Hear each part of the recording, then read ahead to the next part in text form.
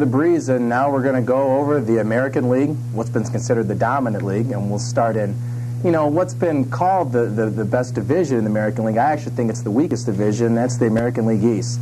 Starting with Baltimore, like I've said previously, probably the worst team in the major leagues. They get John Lester, who's a decent young pitcher. He's going to be a spark for their undermanned rotation. The loss of Eric Bedard, though, 13-5 last year, over 220 strikeouts, is probably the only bright spot of their team. Goes to Seattle. That's going to be tough. Third baseman Melvin Moore is going to have an MVP quality season to even get them in contention. He's hitting .483 right now in the spring, which is not bad, but again, it's the spring. You're going against guys who got pitching numbers in the 90s and 80s, guys who really aren't going to make the roster anyways. But they did sign Luke Scott from Houston to be their DH, and he had 18 home runs last year, so that's, pretty good numbers for a DH. Hope you can sense the sarcasm there. Moving a little further south, the Tampa Bay, don't call them Devil, Rays. New name, new uniforms, and a brawl with the New York Yankees in spring training has kind of showed a little rejuvenation in this franchise. They're going to be getting, like the Marlins, a new stadium built in a few years, and who really knows what's going to go on with them. They've had 8 different opening day starters in their 11 years, and James Shields will be number 9 this year.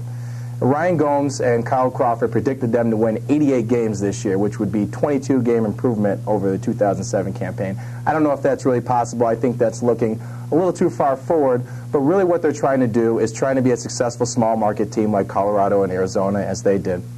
Moving far north to Canada, the Toronto Blue Jays, from the Rays to the Jays. They're a team that's always an anomaly for me. They're paper champions. They look like they could be pretty decent, and they usually never really pan out. If you have A.J. Burnett and Roy Halladay, who are a viable 1-2 punch with anybody in the league, and B.J. Ryan closing, I really don't understand why they're not very successful. As we move to New York, John Chamberlain will not be a starter this year. He's going to be at the back of the rotation, setting up Mariano Rivera. We thought he was going to be a starter, but with the aging Mike Mussina and Andy Pettitte, I really don't know where they're looking to go. They have the experience, but good, Philip Hughes and Jin-Meng Wang. Love Wang. I really don't know where they're going to go. Old? Are they old? Are they going young? What are they looking for? A-Rod will still be dominant, but can he do it in October? If he has another 50 home run season, he'll pass Rafael Palmeroids for 10th on the all-time home run lead with 570 home runs. But the class of division, the Boston Red Sox. With Daisuke, Beckett, Schilling, when healthy, in the rotation, and a young stud, Clay Buchholz, who had a no-hitter last year. They got a great rotation, one of the best in the major leagues. Offensively, they'll always be there with Big Papi, Man Ram, and the emergence of Kevin Youkilis. They're going to be studs. What we're looking to see, though, if the young stud Dustin Pedroia, this last season wasn't a fluke. Could be great. We'll see how it looks. Moving a little further west now to the AL Central. Your favorite division with your homer? Everybody knows I'm a homer. I'm a Cleveland Indians big-time fan. And in previewing this division, you're going to be shocked who I have number 1. But the basement, this team that I think is going to be in last place, and Karen, our producer, is not going to like this at all, is Chicago White Sox. I really tried to take out my personal hatred towards this team, and it really comes down to the fact that they're a softball team. How so? They got Tomey, Konerko, Dye, plug in the middle of the lineup, and they can't get around the bases. They got not a lot of speed. They got problems at third base with Creedy. Great glove, can't bat. What do you do with Jerry Owens, the Cuban? Where's he going to play? Alexi Ramirez? I don't know. I just don't see this team. Nick Swisher's going to be 3 places: center field, the batter's box, and Rush Street. I was going to say outside the bar. He's going to be partying. He's going to be a bar. So I just don't see this team doing well. I actually have the Kansas City Royals ahead of them a little bit. I like the age of this team. They're young. They're trying hard. They're playing good. I don't like the fact that they put Jose Guillen and gave him all that money. This is his 9th team in 10 years. Not a leader. He's not a leader, but they tried to go after Torrey Hunter. Obviously, he made a good decision not going here. Thank you. But at least they tried. They got a good young team with Alex Gordon at third base. They did give a lot of money to Mesh, who had a 4.0 ERA last year. I think things are coming around for Kansas City. They're going to be they're not going to be an easy game when you play them in a 3 or 4 game series. They're going to probably lose, but they're not going to be as poor as they were in the past. The Twins.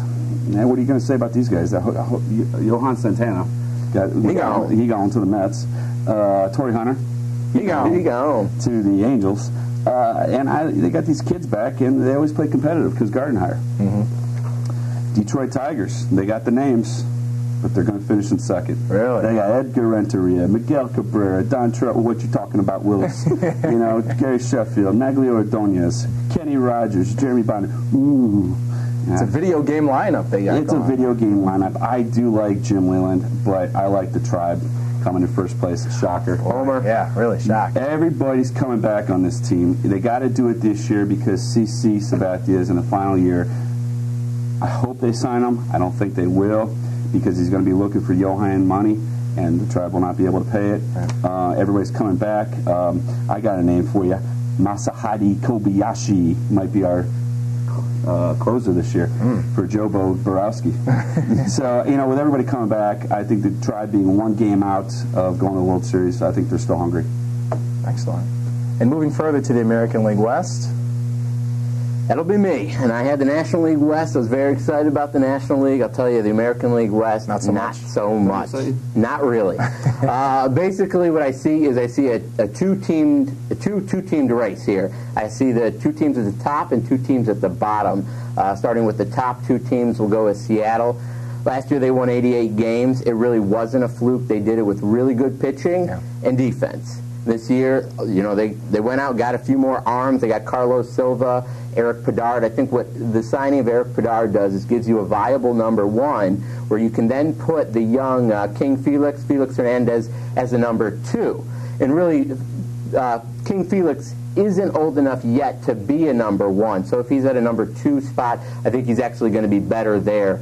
They also have a good bullpen. Offensively, this team is going to struggle. I think they're better than average in the American League. They can't compete with the Bostons of the world, but with how good they are defensively and pitching, that is what's going to get them kind of to compete at the top level in the American League West. Then going to the Angels, they make a big signing and a big trade acquisition, getting John Garland. I think that was a really good trade for them in that it really solidifies a pitching staff that they need to compete with Seattle. You have John Lackey, who's definitely a Cy Young candidate, John Garland, as I mentioned, Jarrett Weaver, K-Rod in the back end. But really, when you look at offensive and just kind of the age of this team, I really feel that they're getting older. The Vladimir Guerreros of the team and Garrett Anderson. They're definitely getting older. Losing Orlando Cabrera's a decent on-base guy. I think they might take a step back this year. And then you look at Texas, really, they're going to have a better offensive team than they had last year. But pitching-wise, they stink. And when they play in a hitter-friendly ballpark that they do, they really need to start getting pitching and start producing a lot more pitchers, and they don't seem to get that. Now, they did get Nolan Ryan in the front office. Can he suit up? Is he done? Got Josh Hamilton. I mean, Nolan Ryan's not going to help the team this year, next year, but maybe getting draft picks, stuff like that, he could actually help picking up prospects and whatnot. And then we have the A's, who in 2007 you really thought they were going to start rebuilding, and then you come this offseason, they let Nick Susher go, they let Dan Herron go, so you kind of wonder, what is Billy Beane really doing? Moneyball, baby. And I mean, if you asked him, I'm sure he'll tell you he's got an ego the size of Mike's head over here. Careful now. No, but really, I mean, what are we going to do here? The A's always really surprise people, I think, with how good they are, even though you don't expect much out of them. You wonder how hard they're going to play. Exactly, and I do see that they do have the pitching staff, if need be, to trade the Rich Harden of the world and the Houston Street, maybe even an Eric Chavez. They could trade away and get some more prospects as well. Well, speaking about pitching, we're going to talk after this next commercial break with former pitching coach and now varsity coach at the Loyola Academy, Bill Sanhamel. We're going to preview their season. Don't go too far.